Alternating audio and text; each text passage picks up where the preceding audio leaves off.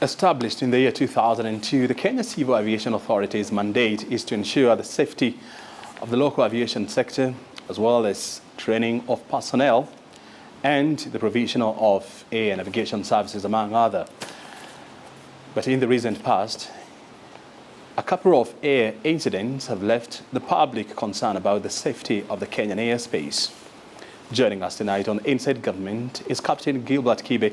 He's the Director General of Kenya Civil Aviation Authority. He'll be explaining to us what is actually happening to the Kenyan airspace. Is it safe, actually? And what are they doing to ensure there is maximum safety in our skies? Thank you so very much indeed, Captain, for your time. Thank you, Brian. Is the Kenyan airspace safe? Yes.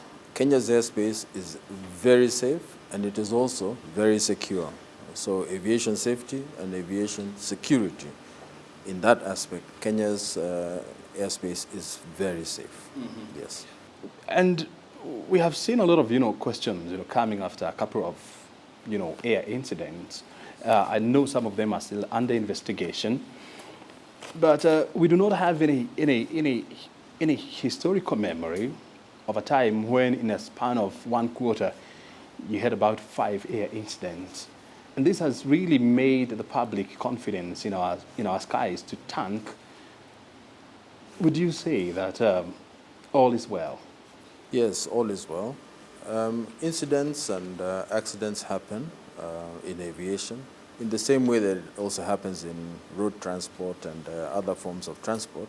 It's just that in this new age where we have social media presence, you'll find that where there's an incident or an accident, there's somebody with a camera, and somebody will take photos and film and upload it onto social media platforms. So I think that could give an explanation as to why there has been so much reports about incidents happening. Mm-hmm. What is important to note is that we're talking about incidents, not really accidents. Accidents have been very few.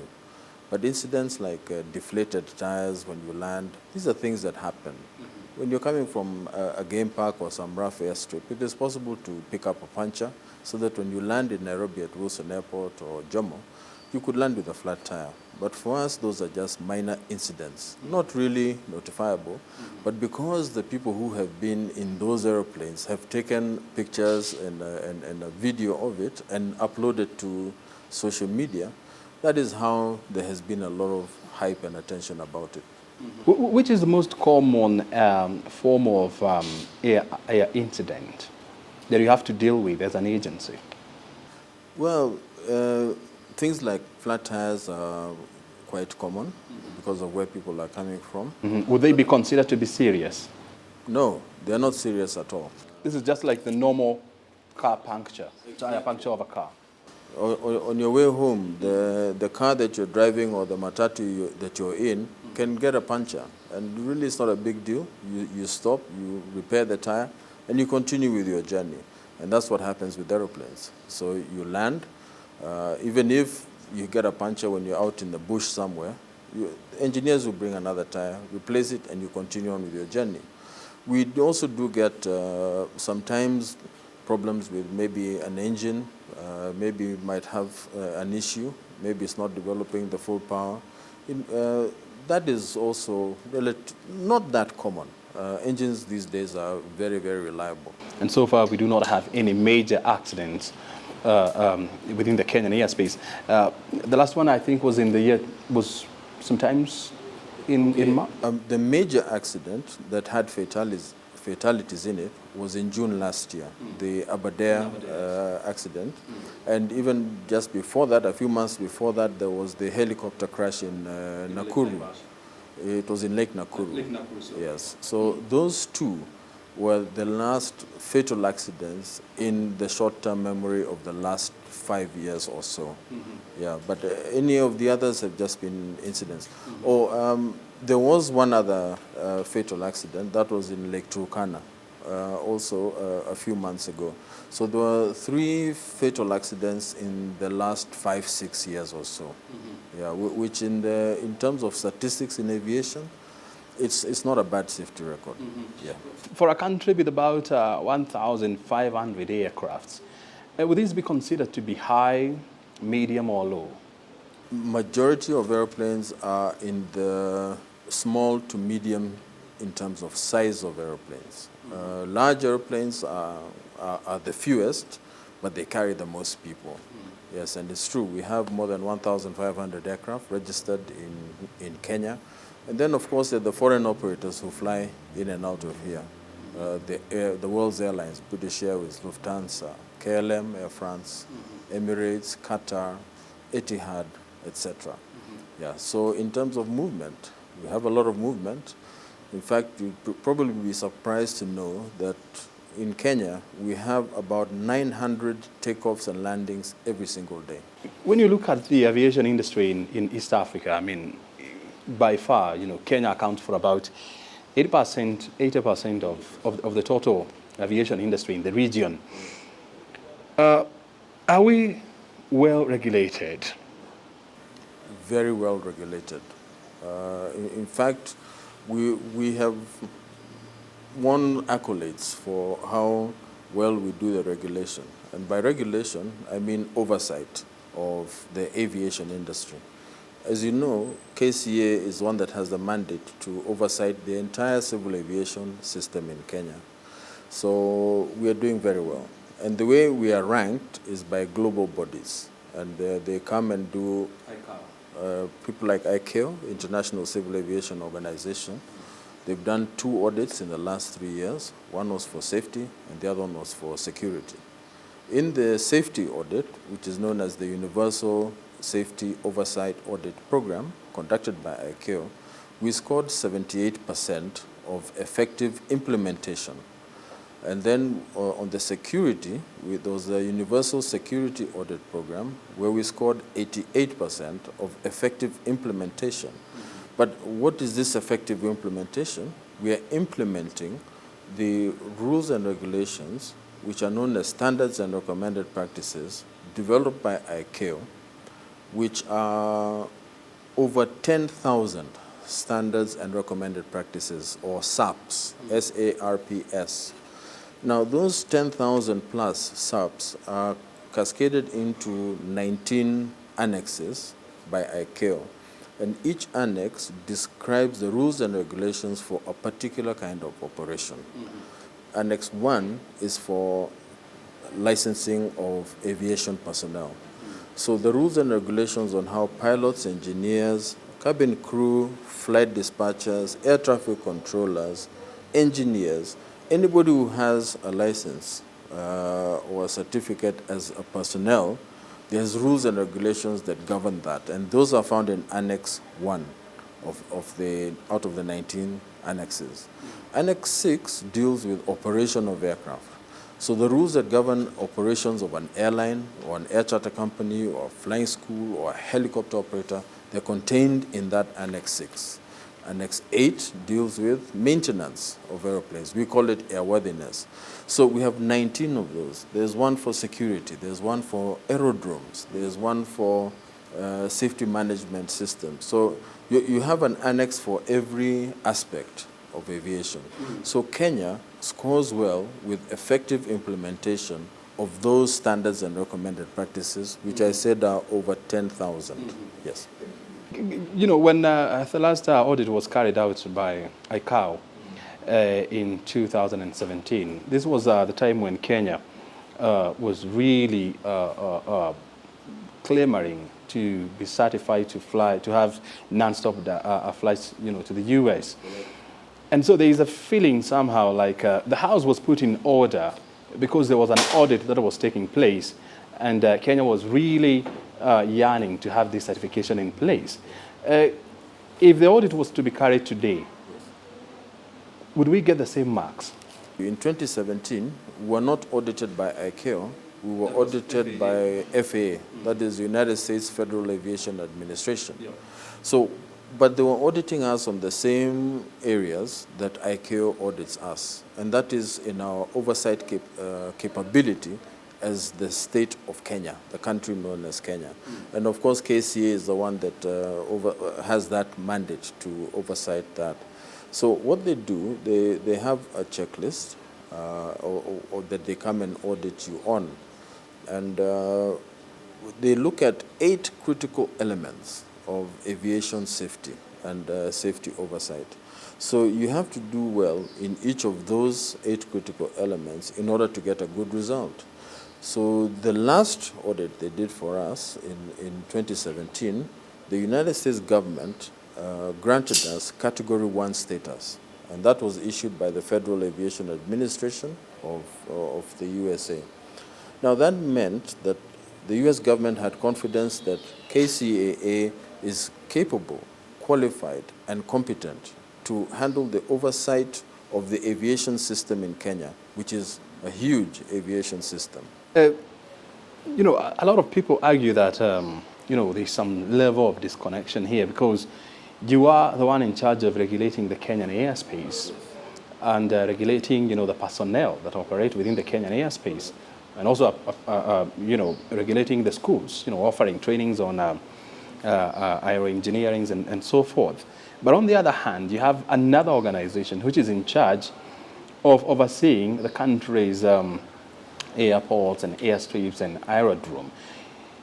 So does this leave you exposed when it comes to the fact that you regulate so many things, but not the facilities being used by the individuals that you regulate or by the equipments that you regulate? We actually oversight everything you have just said. Now, but there's a distinct difference between Kenya Airports Authority, and people confuse us, between Kenya Airports Authority and Kenya Civil Aviation Authority. Now, what Kenya Airports Authority does is that it is an airport operator. So it owns the 8 international airports that it has. It also runs the 150 plus airstrips, government airstrips around the country. Now, their job is to operate the airport. So everything to do with operation is them. What KCA does is that we oversight them to see that they're doing their job correctly and in accordance with the standards and recommended practices of ICAO. So our job is to oversight them. We don't do their job. So some people think that we also run airstrips, but we don't. But we ensure that Kenya Airports Authority is performing its mandated tasks and objectives that it is supposed to do. So that is the distinction. The only thing that we have in common with Kenya Airports Authority is our owner, and that is the government of Kenya through the Ministry of Transport. Captain, from where you sit, do you feel that it is high time the operations of the two entities are merged so that you can have a smooth flow of checks and balances? No, that is not a good idea at all. To merge KCAA with KAA is a direct conflict of interest and is unacceptable by ICAO standards. You cannot have an airport operator and an aviation regulator being one. One has to oversight the other. So that would create a conflict of interest. Who oversights KCAA? We have 2 oversight agencies. Number 1 is ICAO itself. So ICAO, that's why they come and do their audits periodically. Every few years they come and see that, they come and determine whether KCA is performing its oversight role effectively by following its standards and recommended practices, effective implementation. The other agency that oversights us is an EAC body, East African Community body. It's known as the Civil Aviation Safety and Security Oversight Agency, or CASOA. It's based in Entebbe. It belongs to the 6 EAC states. And the leadership of CASOA are the 6 directors general of civil aviation of each state, plus 6 experts, 1 from each state. So the board is 12 members. And there's a staff complement of over 20 people in Entebbe.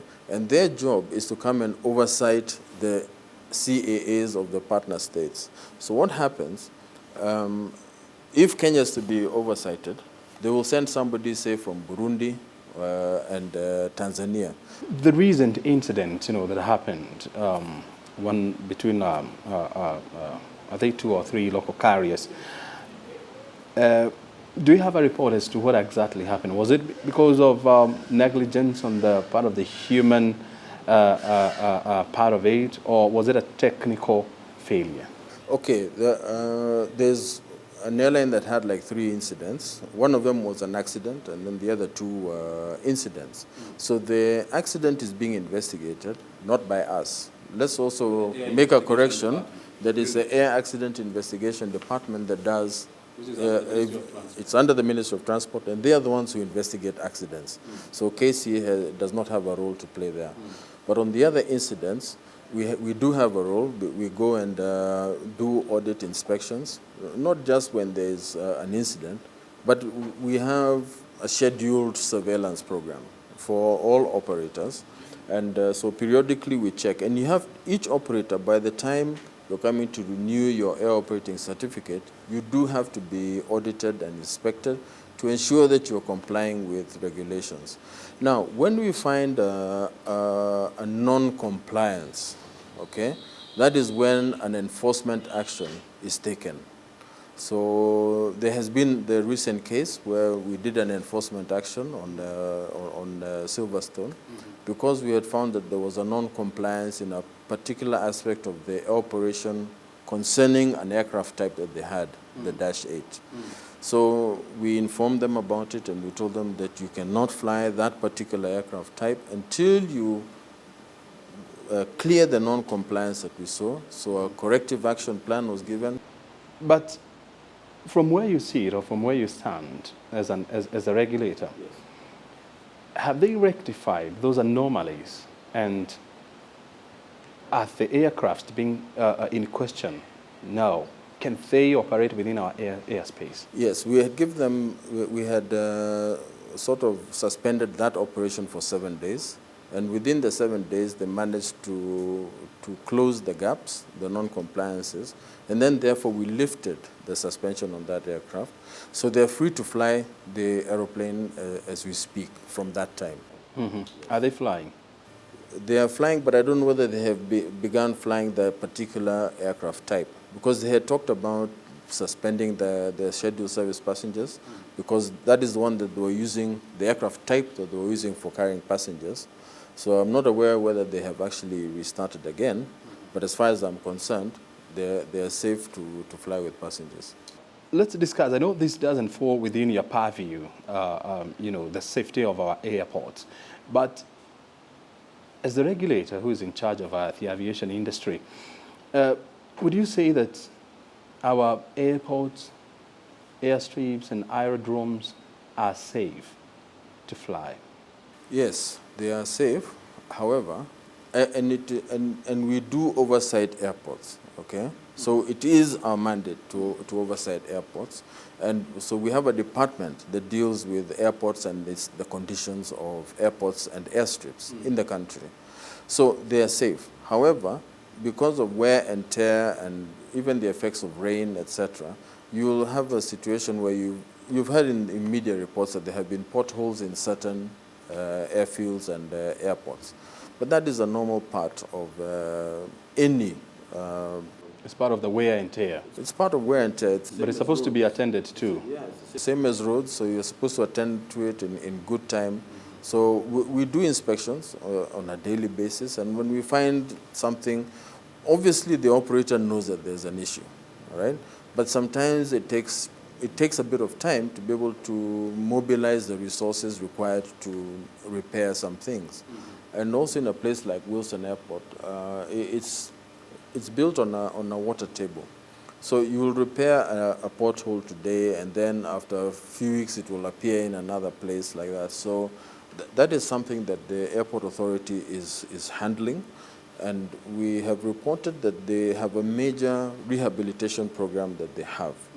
And so once we have moved large airplanes from Wilson because of the congestion that they have created, they will now begin to embark on a major rehabilitation of Wilson Airport and have long-lasting repair works done on the runways and the taxiways and the pavements and parkings.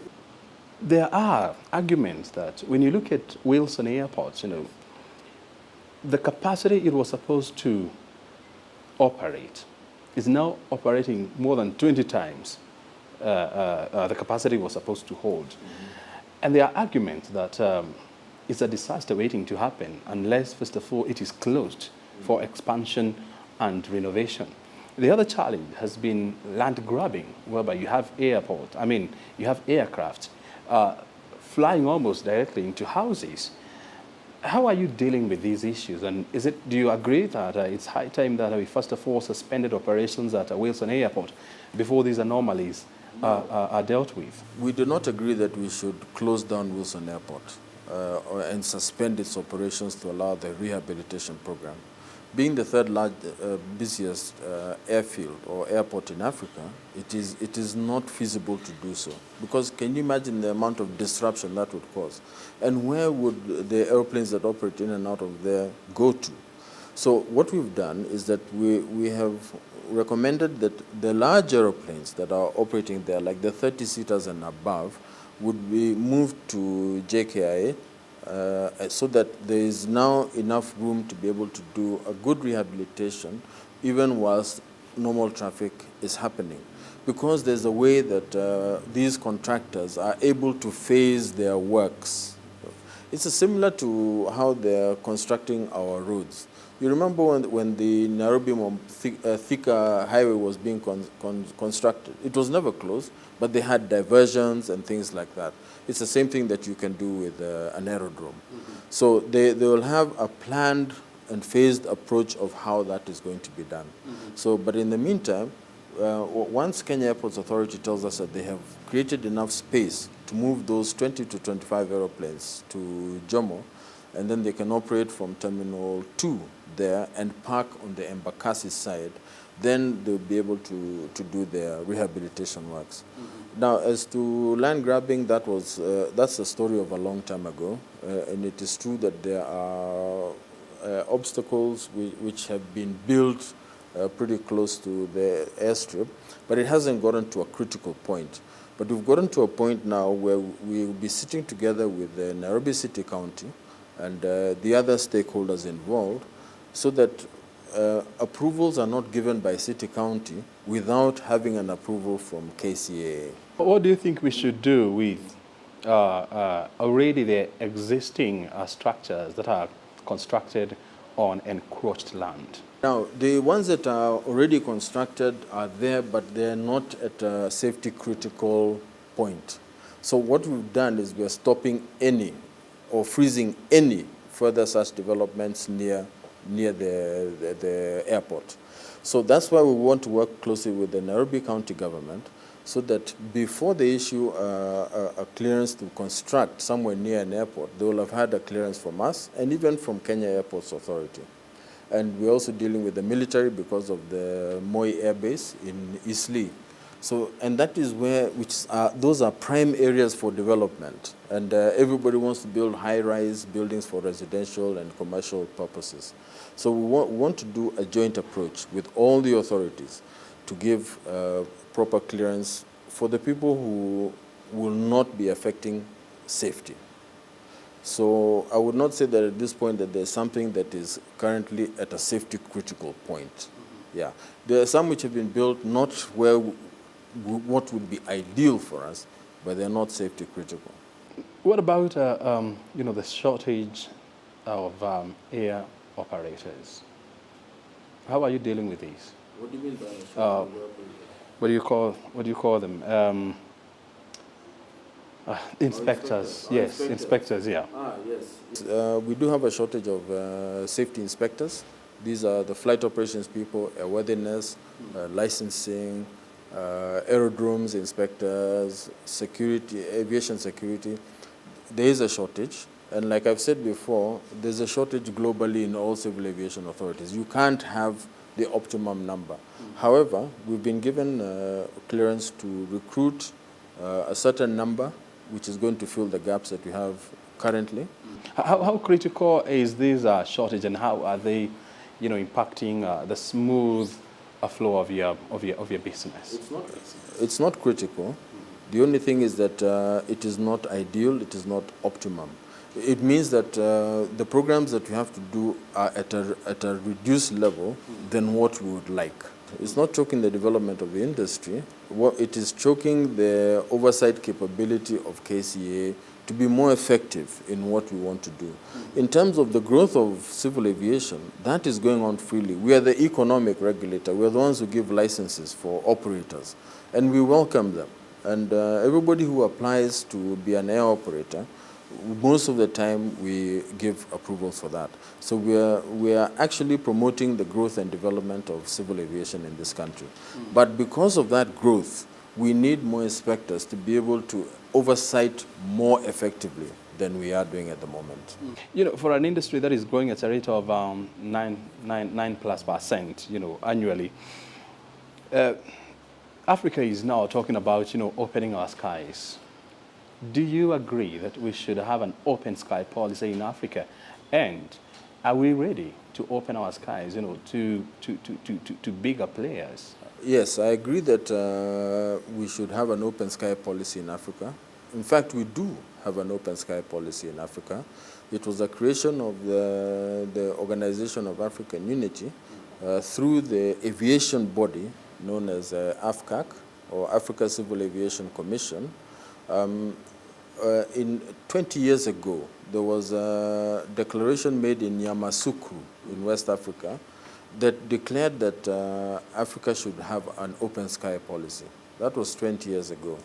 2 years ago, we signed, as Kenya, we signed a solemn commitment for implementation of that open sky policy.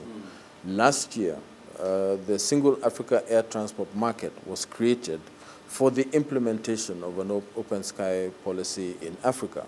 And this was done in Addis Ababa at the AU headquarters. So what we're working on now is a memorandum of implementation, and so far 36 states in Africa have signed a memorandum of implementation, and a few have already begun. Kibe, as we wind up, what is the future of the Kenyan airspace? The future is bright. We are looking at that growth more than 5% per annum to 2030. So like last year, we grew at 9.5%. So it has been growing, and we see it becoming even better. All we need to do is facilitate. We need better facilities for passengers moving in and out of the country. So that is where, like, the airport comes, for instance. We will need to see some improvement even in our airports and airstrips. But us as the authority, in terms of management of increased traffic in our airspace, we have already developed a strategic plan. It's an aviation airspace master plan, and it's ready. And what we've done is we have doubled the capacity that Kenya airspace can handle at any one time. So we are already far ahead, ready to meet that expected, projected growth in civil aviation. Captain, thank you so very much indeed for joining us here on Inside Government. You're welcome, sir. We look forward to engaging you again in the future. Asante. Very good. Thank you, sir. Well, Captain Gilbert Kibe is the Director General of Kenya Civil Aviation Authority, joining us tonight to enumerate some of the projects they are undertaking to make the Kenyan airspace safe and, of course, to facilitate the growth of the sector. You have heard it from him. My name is O'Brien Kimani. Thank you for your time. Stay right here on KBC Channel 1. Good night.